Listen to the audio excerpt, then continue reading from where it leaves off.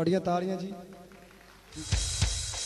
असगर साहब जिहड़े ने क्योंकि उन्होंने बड़ा कुछ वेख्या, मैं कई दिन तो सी मैं तेरे नाल दौड़ा तां लाणियां ने, अगर तू मैनूं 2 मिनट का टाइम देवे, अगर थोड़ी इजाजत होवे, क्योंकि असीं अज तकरीरां बिल्कुल नहीं रखियां, सिर्फ अपने जिहड़े भाई ने उन्हां वास्ते अज दा दिन रखिया। जनाब असगर साहब कर लो। औज़ु बिल्लाहि मिनश शैतानिर रजीम, बिस्मिल्लाहिर रहमानिर रहीम।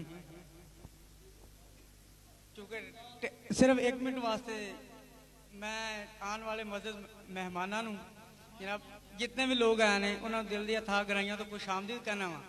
मैं इस सारे इकट्ठ का फायदा चुकदे होया मैं समझना कि मेरे तो बहुत बड़े लोग बैठे ने, मेरे तो बहुत ज्यादा पढ़े लिखे लोग बैठे ने, मेरे तो बहुत ज्यादा तजर्बाकार लोग बैठे ने, लेकिन मैं जो कुछ वेख्या मैं इस मौके के उत्ते ये कोई गल नहीं है कि मैं खसूस बिलखसूस पहलवान असगर अली के जिन्हों मकांगा वाकई शेरे पंजाब रहमानी बरादरी ने और फखरे पंजाब ने आज तो 1 हफ्ता हो गया कि सानू ना दिन सोने ना रात सोने, जिथे जिथे लोग अगर मैं समझना वा कि सारा शो गो के बहुत सारिया लोग डॉक्टर साहब बैठे ने थे और सारे लोग बैठे ने, खालिद साहब बैठे ने, लेकिन ये खालिस्तान कोशिशां जड़ियां ने ये पहलवान असगर अली साहब दियां ने।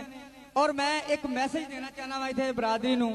मैं गल कहना वा कि अल्लाह ताला दी ज़ात जितनी अच्छी बरादरी दे विचों सानू पैदा किया है, मेरा ख्याल है पाकिस्तान की और कोई बरादरी नहीं। और मैं थोड़े जे वक्त एक मैसेज देना चाहना वा, चूंकि साडे विच बहुत बड़े बड़े लोग ने, असीं किसी भी शोभा जिंदगी दे विच किसी भी बरादरी नालों घट नहीं है, बल्कि सारिਆਂ नालों चंगे हाँ।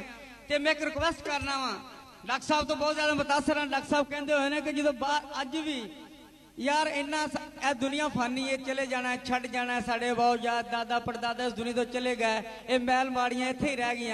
क्यों ना जिवें लोग कहते हैं यार म्यू, यार गंगाराम, यार अब्दुस्तारी थी, यार अब्दुस्तारी थी एक दुनिया का बंदा होकर उन्होंने दुनिया सब तो वड्डी एम्बुलेंस सर्विस बना दी है, जिसकी कोई बरादरी नहीं, कोई रिश्तेदारी नहीं, कोई भाई नहीं। यार तुम करोड़ों भराओ, अरबा भराओ और अरबा रुपया तुम्हारे को, क्यों नहीं रहमानी ट्रस्ट कोई हो सकता, क्यों नहीं रहमानी हॉस्पिटल हो सकता, क्यों नहीं रहमानी यूनिवर्सिटी हो सकती, यार सब कुछ ही हो सकता है। अल्लाह पाक की कसम इस टाइम तो सारे असीं बराबर हाँ। जे अगर थोड़ा ही कोशिश कर लिए, अगर असीं आने वाले लोगों नूं, आने वाली नस्ल नूं अगर कोई मेरा मतलब को प्लेटफार्म दे सकने, कोई इज्जत दे सकने, तो मेरी साहिब सरवत और दौलतमंद लोगों ने रिक्वेस्ट है कि यार कोई रहमानी यूनिवर्सिटी होनी चाहिए, कोई ऐसा अदारा होना चाहिए ताड़ा नाम ही पूरी दुनिया में चले। और जिवें अब्दुस्तार इंदी इस दुनिया की एक नंबर सर्विस बनाई है, तो मैं समझना कि साढ़े पाकिस्तान में वर्ल्ड लेवल से रहमानी ट्रस्ट कोई होना चाहिए जिसकी मिसाल पूरी दुनिया दी जाए। मैं कह रही सी जी कि ये वेखण दे विच होर ते खाण दे विच कुछ होर है।